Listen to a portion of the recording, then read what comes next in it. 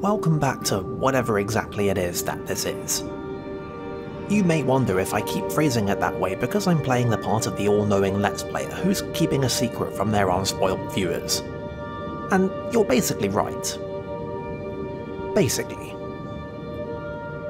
Given that only on I think 2 occasions so far in this series have I bothered to glance at the Ordnance Survey maps of Jordan Valley, it's not reasonable to expect you to already know that this episode is going to take us to the Lakeside holiday camp. Probably more reasonable though is the expectation that, given that information, you should have a pretty good idea which character is going to be the subject of this chapter.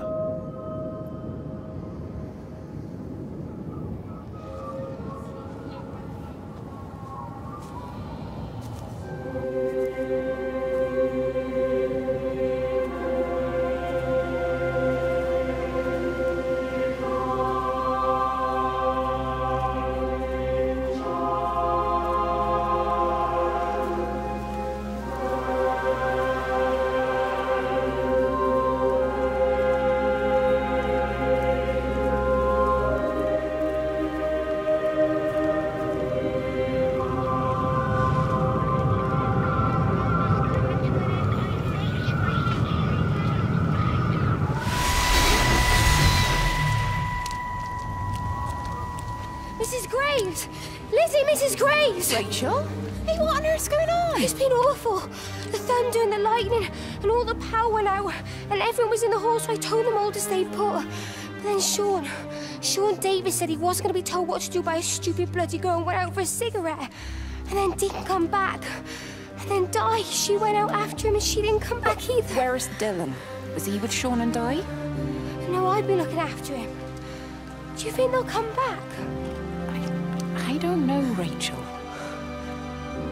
I don't care what anyone thinks. I just know if he was my baby, I could never leave him. Even if the whole world was coming to an end, I'd make sure he came first. You'd be a good mum, Rachel. Oh, don't worry. It's fine. Go back inside and tell everyone that they're doing a great job. A really wonderful job. I just got a few things to finish up here, and then I'll come in and join you. Right. Go on.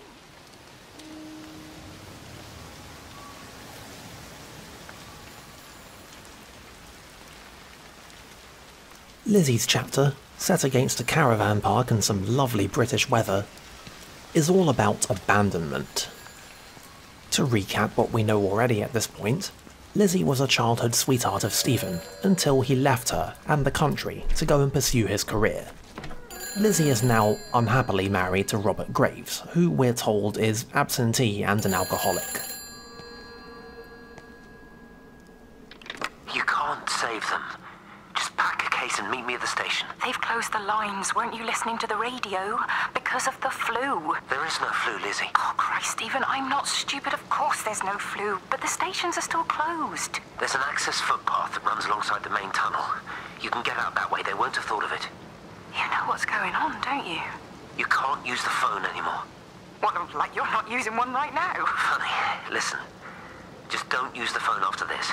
No TV or radio either. It can hide in the signal. You make it sound like it's alive. I don't think we have a word for what it is. Just promise me. Don't tell anyone. Pack quietly. Meet me at the station tomorrow, all right? I feel awful lying and leaving all these people here. It was a brilliant idea about the show. Top marks for that, you clever thing. I love you. I'll see you tomorrow.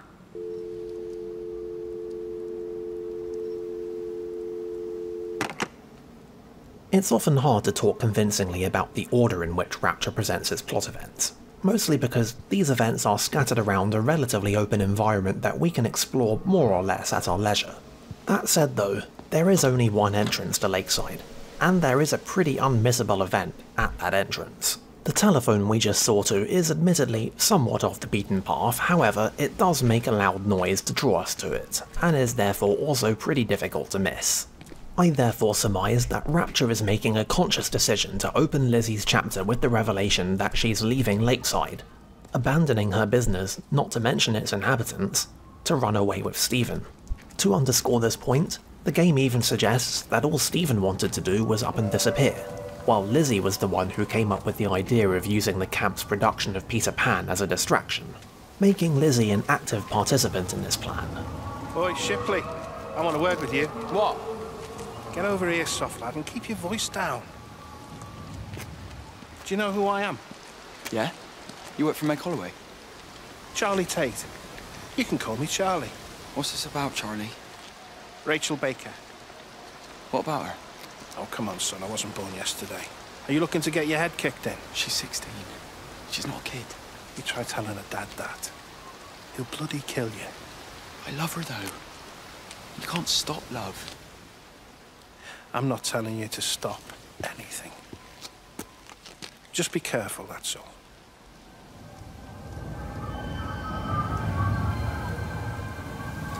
Narratively speaking, Lizzie is going to find herself in a pretty similar situation to Wendy, in that the game is going to spend some time building up her character before asking the player to judge her for something that she did.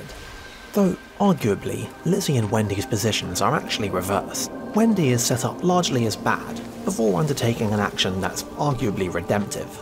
Lizzie, on the other hand, makes a much more sympathetic first impression, but then carries out an action that's arguably a betrayal. As was the case with Wendy, the judgment we provide will ultimately be personal. It won't be a matter of framing some particular action as being ultimately good or bad, but rather of deciding whether or not, knowing everything that we do, we can't still sympathise with this character and see where they were coming from. Don't touch it. It's fine. It's like a sunburn, but it's a funny shape. Is it sore? I can't feel it at all. Don't fuss over I it. can't believe that you left Kate there. Why won't you tell me what happened? She's probably not even noticed I've gone. It's really nothing. You're lying. Don't lie to me. Fine. We had a row. She'll work all night anyway. Stephen, listen to me. Was there an accident? Is that how your face got burnt? It's nothing. Something, I don't know. Just got a bit shaken up and then we fought. She wanted to stay and collect more data. Was she burnt as well? Is everything all right? Jesus, Lizzie, you sleeping with me or her? She's fine, we're both fine. I don't want to talk about her. I came here to see you. I just worry... Well, don't. Come to bed.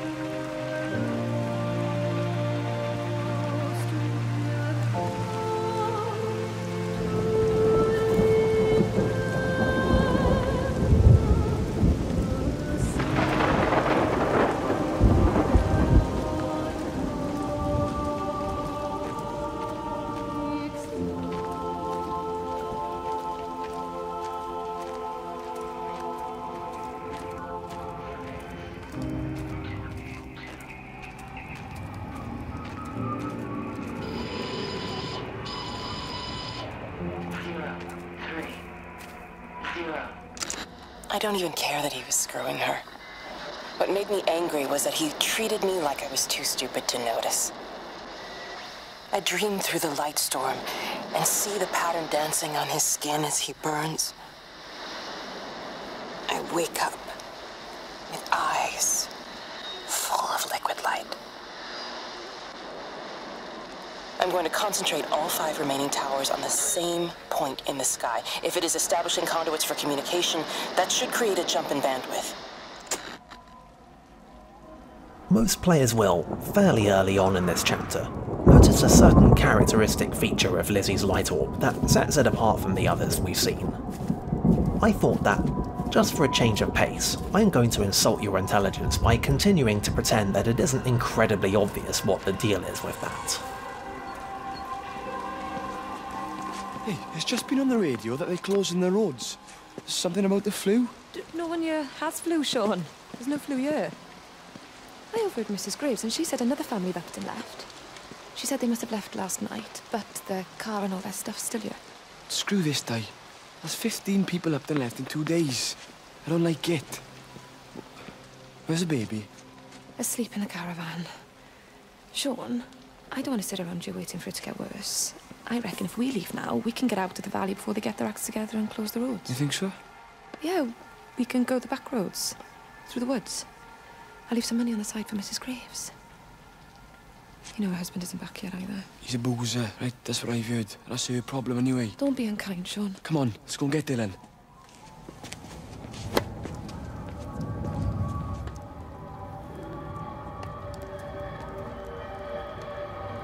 The last we heard from Sean and Di was in a plot event chronologically after the one we just saw, in which, in an attempt to enact their escape, they became involved in a car accident with Robert Graves and left him badly injured, presumably dead. They, along with Reese and Rachel, are going to be carrying this chapter's B-side drama.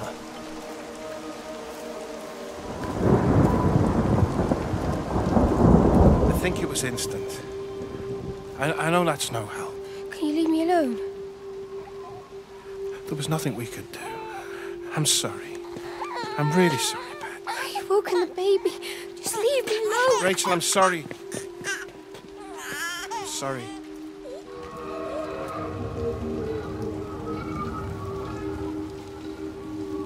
Things always have the potential to get slightly weird in a game that presents its plot events out of order, but even in that context, that conversation stands out.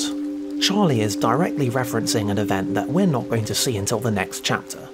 It's pretty evident from context that somebody has died, but it doesn't match up with any of the events we've seen so far. At least Rachel suddenly looking after a baby is going to make some sense to us by the time we're done with this chapter. It is, of course, not impossible to complete chapters out of order or to mix and match events between them, but the game doesn't ever seem to expect us to do this. I suspect that conversation with Charlie was the result of a least bad compromise by the developers. Maybe it just wasn't possible to do things tidily without directly referencing a future event. Hi, this is Kate Collins and Stephen Appleton. Leave a message. Stephen, it's me. I'm leaving. I've waited as long as I can. If you are there to meet me, I'm leaving for the station now, but I am going anyway, whether you're there or not. But I love you. Please be there. I love you.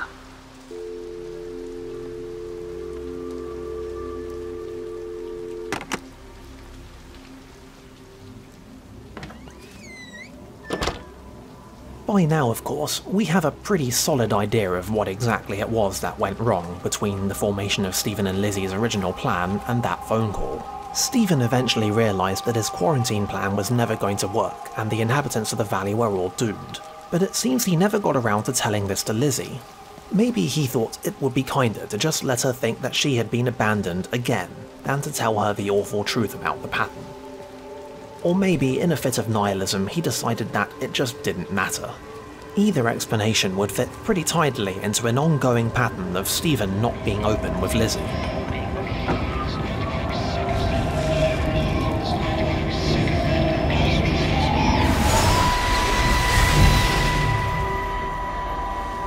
And you found it like this? Yeah. I got into the habit of checking in first thing in the morning just to make sure he's had his pills. Mr. Coles is not a well man, Elizabeth. It's entirely possible he upped and wandered off. If things progressed, the mind can be a fragile thing, you know? It's just not very like him, that's all I'm saying, Doctor. He never misses the mid-morning bingo. He didn't smoke, did he? Not that I knew of. There's a funny... It's like ash. Well, that is odd. Reese cleaned in here yesterday afternoon. I'll have to have a word. It's not like cigarette ash. Strange.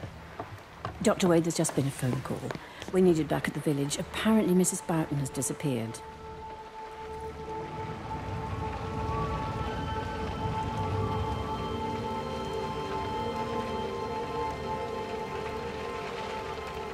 This scene isn't just here as a vehicle for the impossibly thematically coincidental fact that Lizzie is the first person to notice people literally disappearing. It's also here to drive home the recurring feature of Stephen and Lizzie's interactions during the event. Stephen keeping things from Lizzie. We know that Stephen realised very early on that things were about to start going wrong in the village.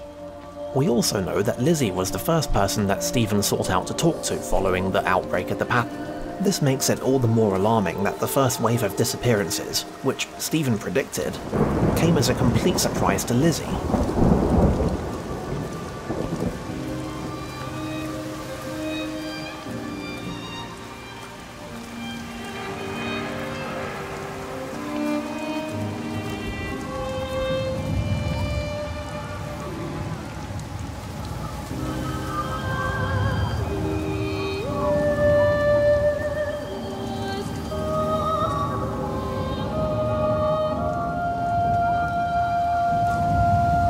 Something in it.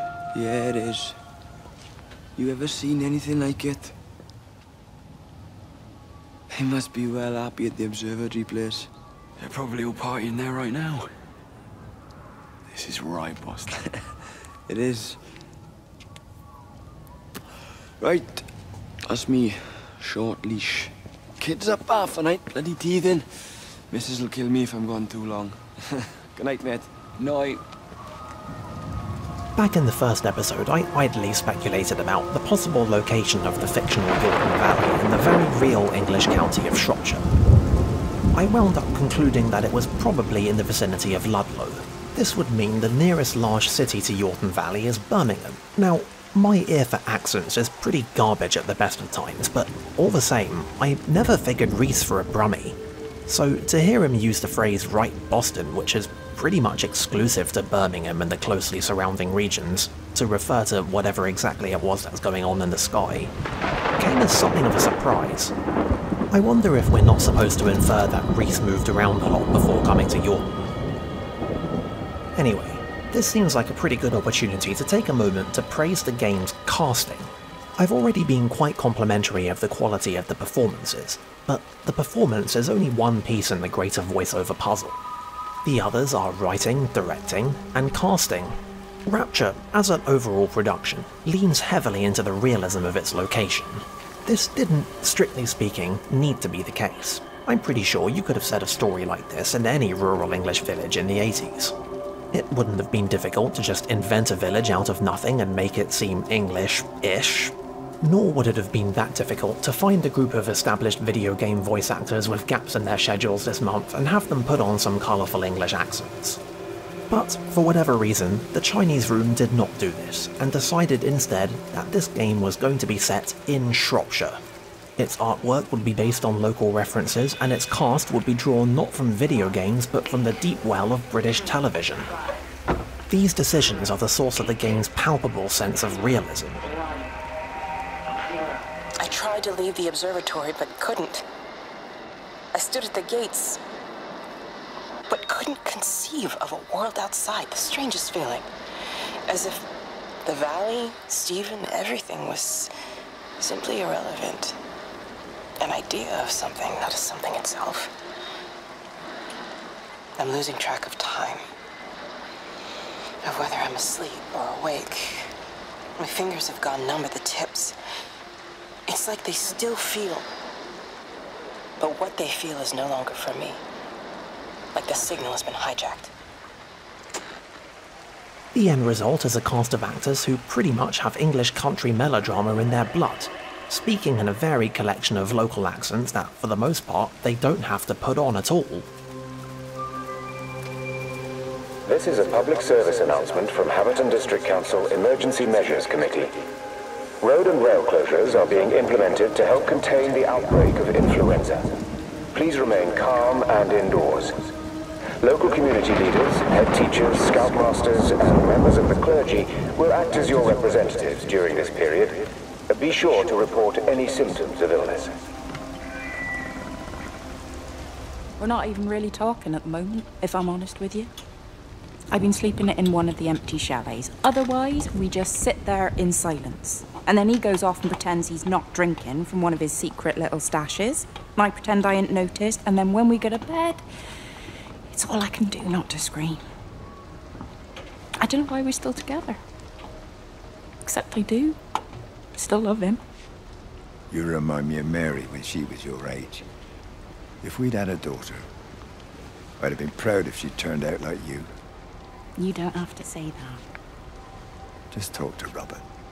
Tell him you know he's drinking again. You two can work it out together. I know you can. I wish I had your faith. I just don't want to be the person who stayed because they were afraid to move. I know you can't dwell on the past. I know that, but sometimes you do just think, don't you? What if the accident hadn't happened? I could have been anywhere right now, rather than stuck here rehearsing Peter bloody Pan and fixing tumble dryers for the umpteenth time. Oh, Frank, you are an angel. Don't be daft. You're still young, Lizzie. You got plenty of time to be whoever you want to be. Just don't keep using that leg of yours, or that husband, as an excuse.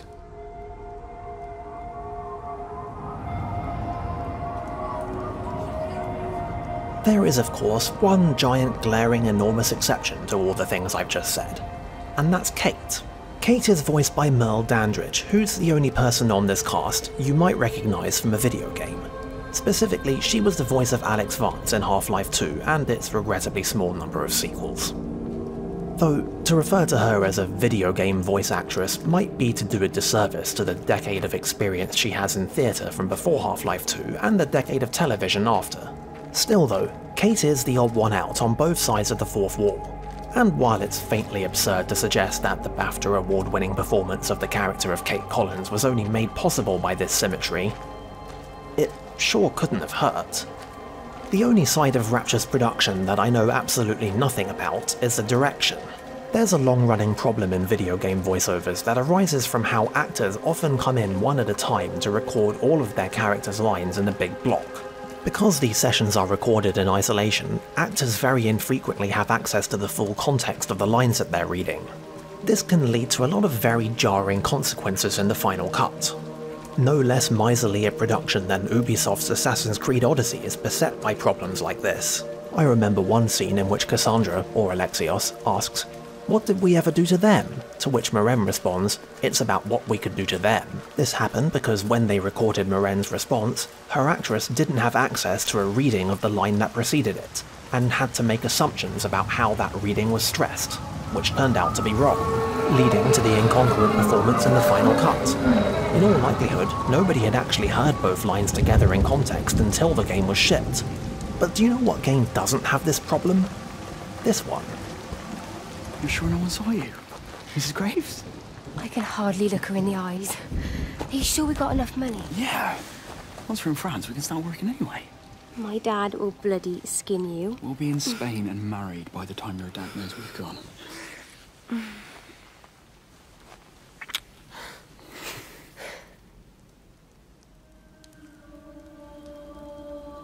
There are, broadly speaking, two good ways around the voiceover problem. One is to record your scenes with all of your actors together in a booth at once. This is ideal because everybody will always have the full context and can always respond organically. It is, however, kind of a nightmare logistically. The other way is to have your voiceover director micromanage every aspect of the performance, making absolutely sure that every actor knows exactly how each line is to be read, and also making sure they know exactly how each line before it was read. This approach lets you avoid the logistical nightmare of having to coordinate sessions with all of your actors, but it does ask a lot of your voiceover director. It seems a fair assumption that Rapture implemented one of these procedures, but I have no idea which one. This is a public service announcement from Haverton District Council Emergency Measures Committee. Road and rail closures are being implemented to help contain the outbreak of influenza. Please remain calm and indoors. Local community leaders, head teachers, scoutmasters, and members of the clergy will act as your representatives during this period. Be sure to report any symptoms of illness. In conclusion, Rapture's voice work nails the quadrifecta. It's well written, well cast, well directed, and ultimately well performed, with each those elements supporting the others and lending the whole thing that greater than the sum of its parts charm that we all love so much.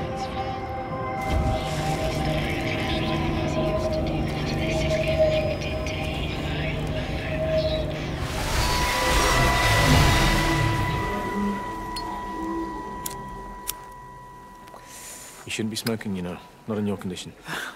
It's Stephen's fault. He got me started again. I'm not going to try and stop you, but the weather's looking pretty rough. There's a storm coming. That's what Stephen said. He said he'll meet me, but there's things he has to do first. He seems to think that all of this is connected to him. I don't know. I'm going anyway, whether he comes or not. I'm assuming Stephen has thought of a way through the quarantine. Well, he's clever. You gotta give him that. Do you trust him, though? Well, I love him. So I'd hope that was good enough. I hope so, too. Listen, if you can't get through, for whatever reason, I'm getting people together at the village hall, rounding up stragglers, that sort of thing. Yeah, I've got all the campers together here, doing a show. Peter Pan. The kids love it. It'll take their minds off things. Hey, did you see that?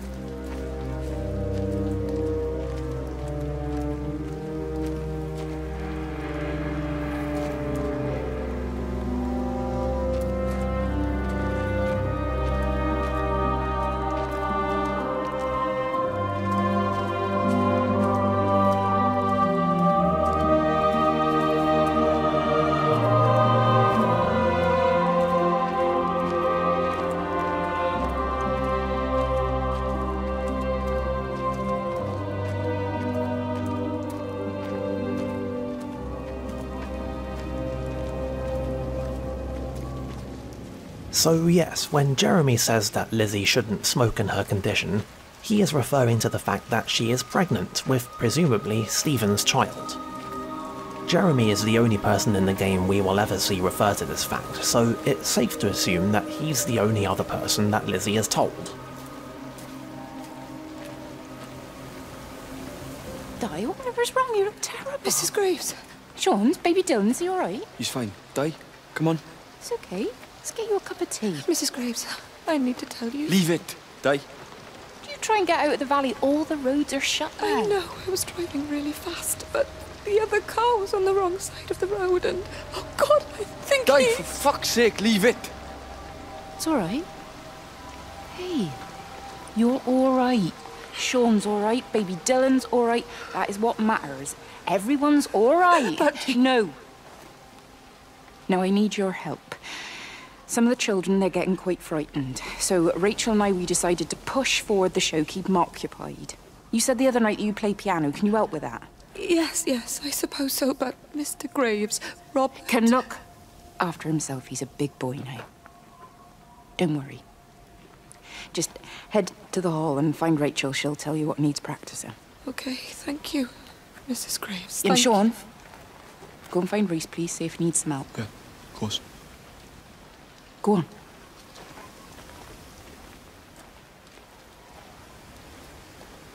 Oh, Robert.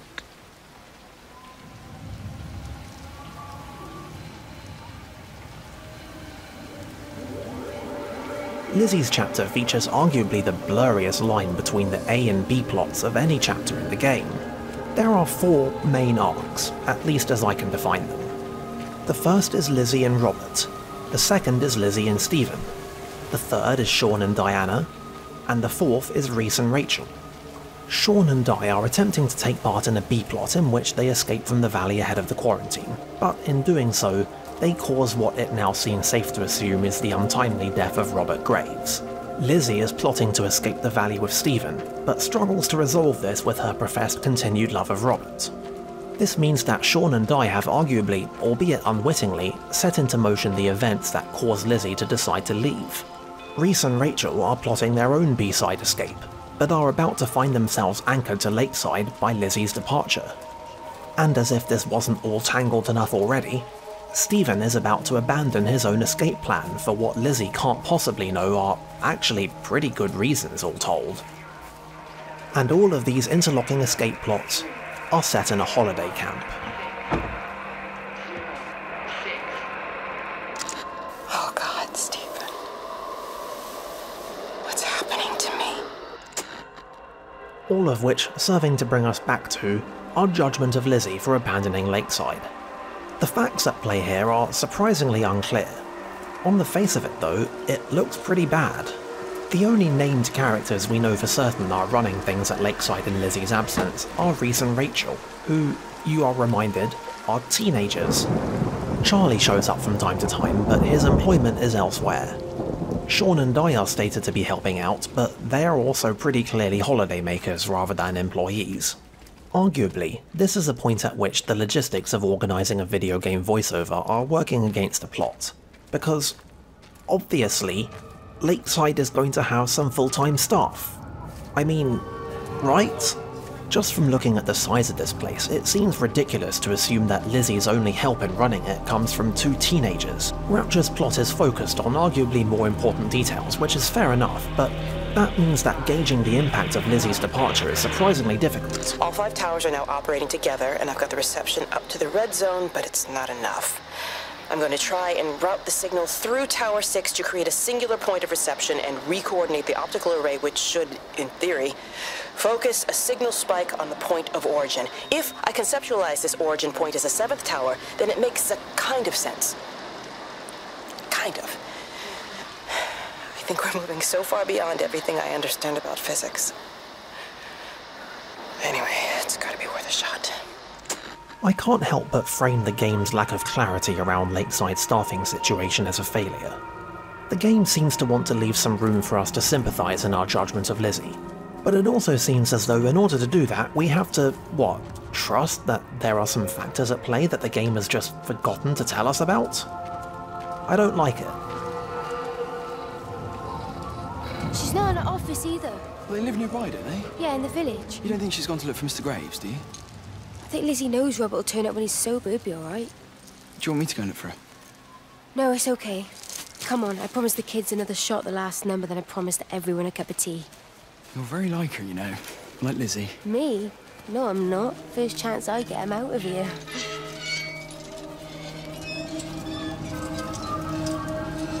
So, maybe I'm wrong. Maybe the game really intends for us to condemn Lizzie for her negligence in leaving Lakeside in the care of 2 teenagers.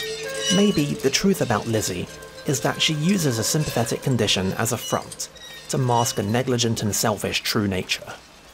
But I don't really like that reading either.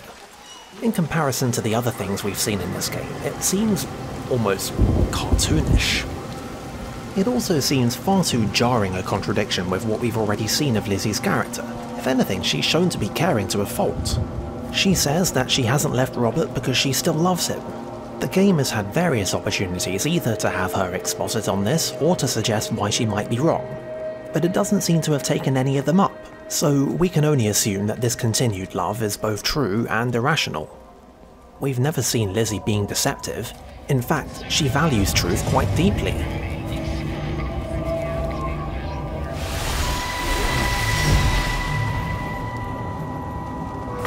Catherine? It's Kate. Elizabeth? Lizzie. I've heard a lot about you. It's good, you know, you and him, it's not difficult or anything. Should it be? I'm sorry? You said it wasn't difficult. I don't see why it would be difficult. You and Stephen were together a long time ago. He moved away. It certainly isn't difficult for me. I'm sorry, I didn't mean to offend you, or... Well, I'm not offended. Listen, Elizabeth, Lizzie, please. Lizzie. Right. You seem like an okay type of person. And I'm not trying to be rude, I promise. But let's try and be realistic here, huh? Let's, try and do our best. It's a British thing, right? Yeah, yeah. I suppose it is. We'll do our best then.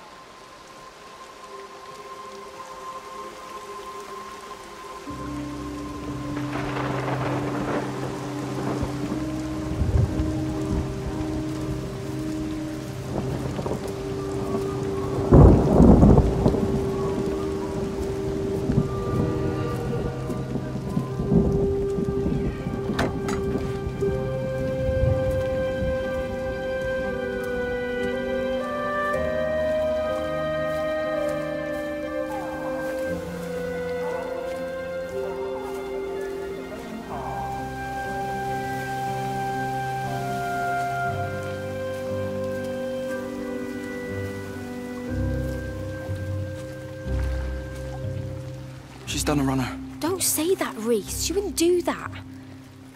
Would she? What about Dylan? She's not exactly jumped at the chance of looking after him, is she? She just left you to it.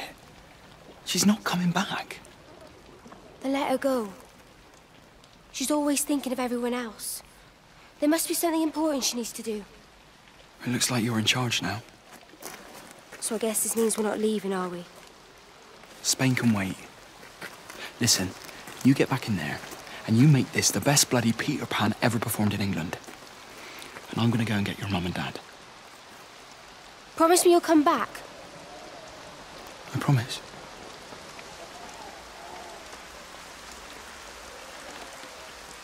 The game doesn't seem to want to leave Lizzie's deep-down moral character as open for interpretation as it did with Wendy, so the judgment that finally falls to us is one of trying to resolve what we've seen of Lizzie with what she eventually goes on to do.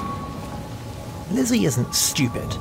She would have had to have known that her departure would have had these implications on Lakeside and on Reese and Rachel.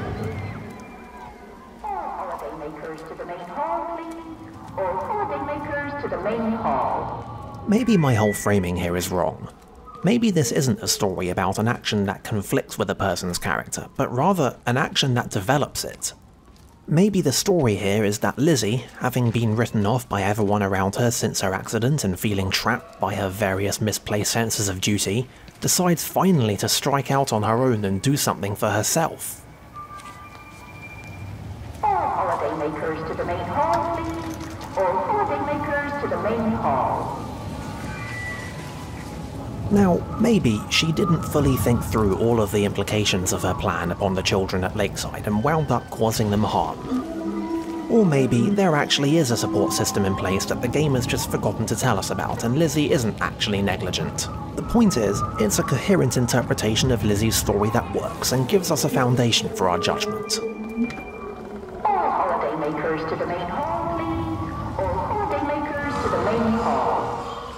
I found another dead bird over at the swimming pool. That's the fourth one this morning. Did you fish it out? Yeah. Did you get a chance to think about that pay rise? Oh, I'm sorry, Reese. I've been a little bit busy. Oh, Rachel. Sorry I'm late, Mrs. Graves. I was packing away the tennis things. Did you check Mr. Cole's chalet again like I asked you to? He's not back yet. I haven't seen him either. Do you think he went into town? Maybe, yeah, something like that. The Dentons were booked in for a 4:30 tennis session, but they didn't show up. So I went to their chalet. You know, they always take the one near the campfire, but they weren't there either. I think maybe they went into the village for a hoover bag and might have given Mr. Cole a lift. A hoover bag? Why on earth would they do that? Well, I think maybe Mrs. Denton was hoovering and the bag broke, so they had to get another one. Because there's this dust all over this chalet.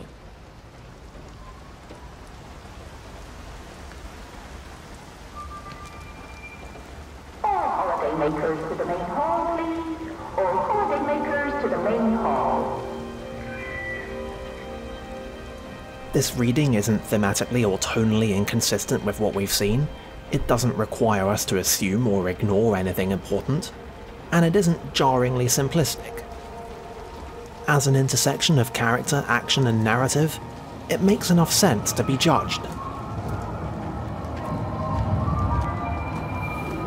Holidaymakers to the main hall, please. All holidaymakers to the main hall. It makes sense from this perspective to suggest that this person could have done this thing that might be considered to be valid or might be considered a betrayal. Both positions are sufficiently coherent for the decision to be a matter of moral judgment rather than a scrutinization of the facts. The integrity of the story and the presence of the dreaded plot hole doesn't hinge on which you side with.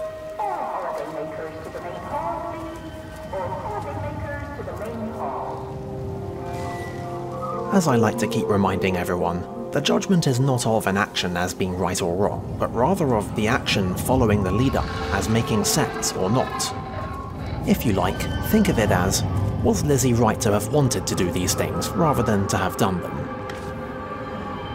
Let me get that. I can manage. Is your hip giving you grief today? Always gives me grief. And I managed for the last 10 years, so you're a little late for the knight in shining armour routine. Suit yourself, I'm only trying to help. God damn it, Stephen. I'm not some useless, sappy girl that you can just string along forever. Look around you. I made all of this. I built it on my own when everyone else had written me off as some poor little cripple. You know that's not how I see you. Well, you weren't there, were you? No. You'd given up on me long before the accident. What do you want from me, Lizzie? I love you. I'll do anything. Anything except okay? I thought not. I love you too, but sometimes I think you just say what you think everyone else wants to hear.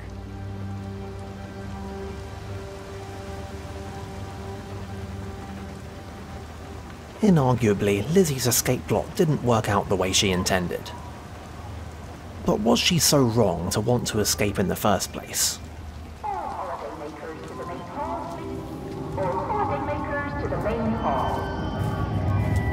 Can we imagine what leaving with Stephen and her child might have meant to Lizzie?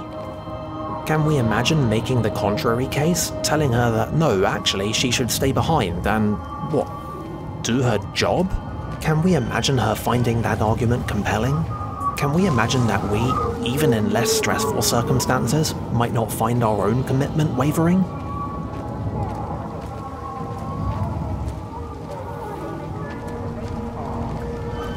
These aren't rhetorical questions, by the way. I really do wonder these things. Speaking personally, I think we can say these things, but at the same time, I can understand why somebody might not be fully convinced by them.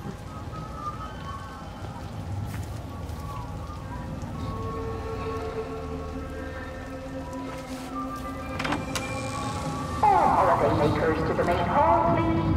All holidaymakers to the main hall.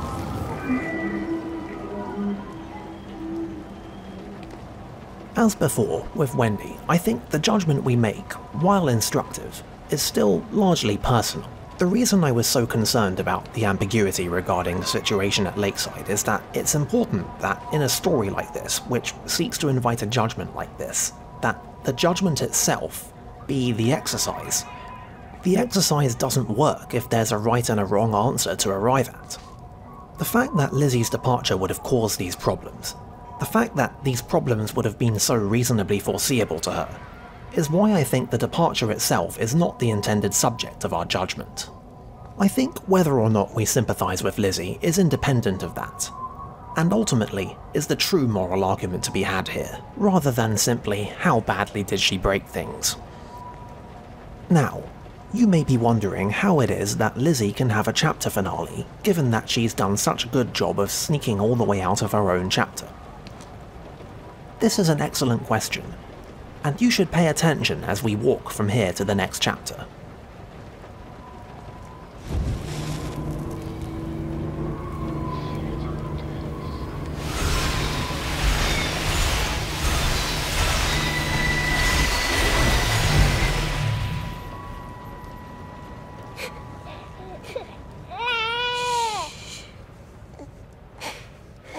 Sleeping baby, darling child, clouds and starlight, starlight, starlight. When you wake, you will be mine. Starlight, sleep and love. Shh. Sleeping baby, shadow dust, clouds and starlight. Numbered starlight. When we're called to go, we must. into starlight. Sleep and love.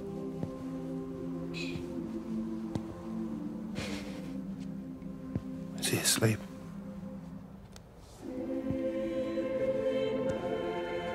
You all right, kid? I'll be all right. You should get some sleep, Charlie.